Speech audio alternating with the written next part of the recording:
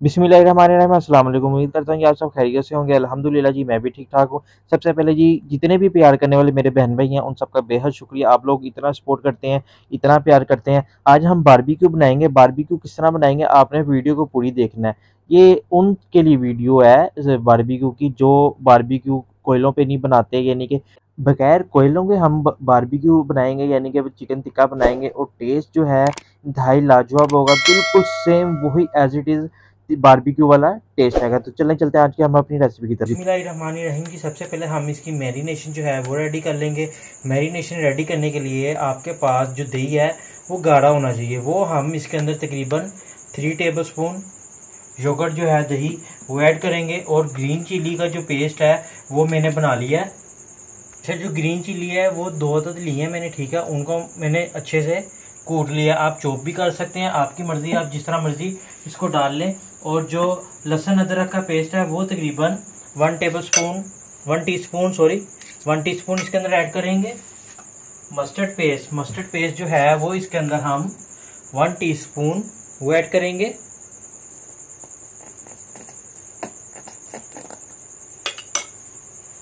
Crush chilli 1 teaspoon, turmeric powder, हल्दी powder 1/2 teaspoon, धनिया powder वो भी तकरीबन 1/2 teaspoon, red chilli powder 1/2 teaspoon ये ऐड करेंगे। और जो नमक है वो तकरीबन 1 टीस्पून इसके अंदर हम ऐड करेंगे।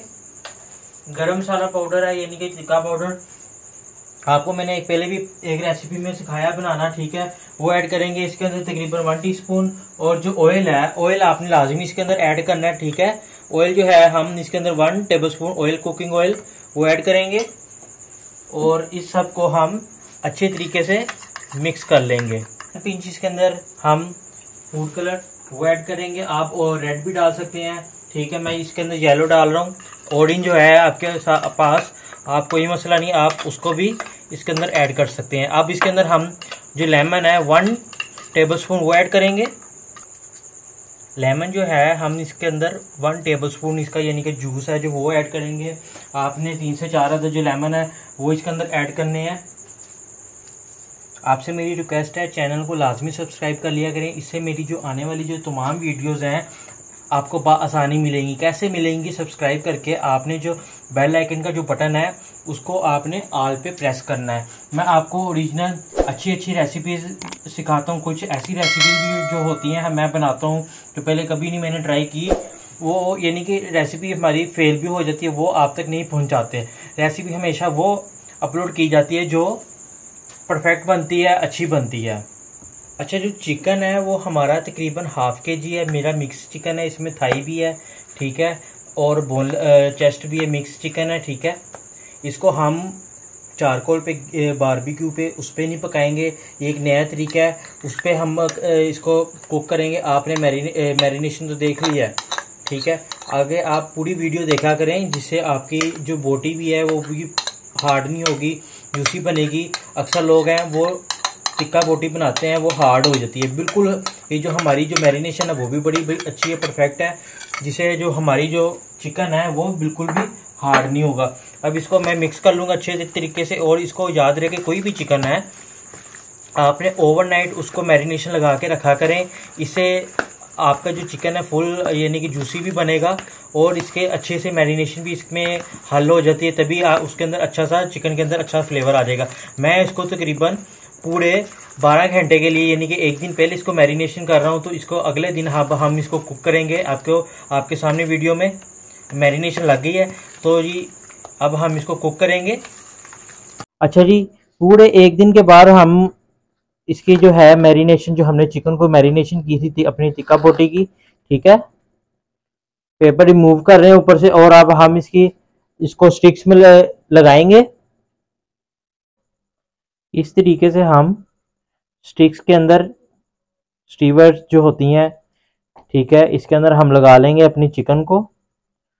आपने वीडियो को पूरी देखना। ये जो वीडियो है, ये जो टिक्का है जो अक्सर लोग करते हैं, ठीक है, और वो चाहते हैं कि हम कोयलों पे ना पकाएं, ठीक है।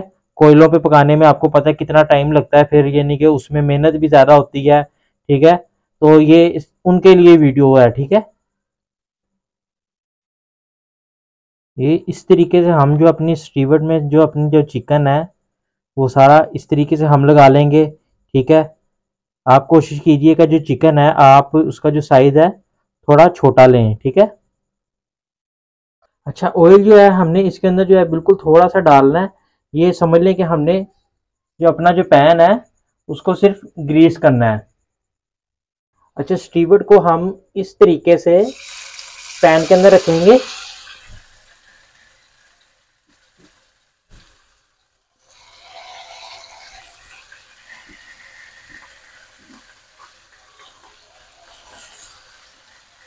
اور اس کو ہم اب ٹھیک 10 سے 12 منٹ کے لیے اس کو ہم ڈھک دیں گے تاکہ جو ہمارا جو چکن ہے اچھے سے گل جائے۔ پھر کیا کرنا ہے اس کے بعد ایک اور پروسیجر جو ہم نے کرنا ہے، آپ نے اس لیے ویڈیو کو پوری دیکھنا ہے، ویڈیو کو سکپ نہ کیا کریں۔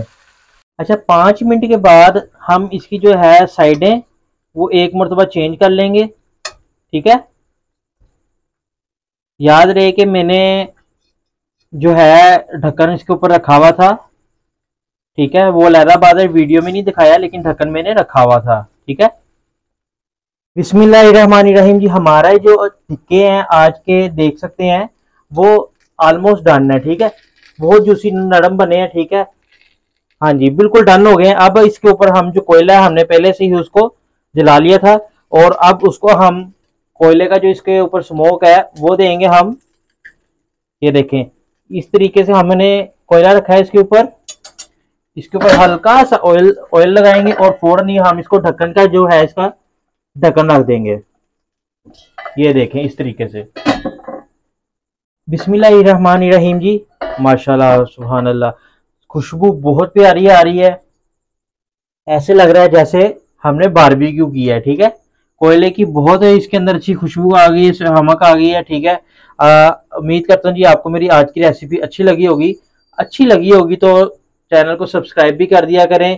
اس سے کیا ہوتا ہے میری جو آنے والی جو تمام ویڈیوز ہیں آپ کو بآسانی موصول ہوتی ہیں، ٹھیک ہے۔ میں آپ کو ایک مرتبہ چیک کر کے بھی دکھا دوں۔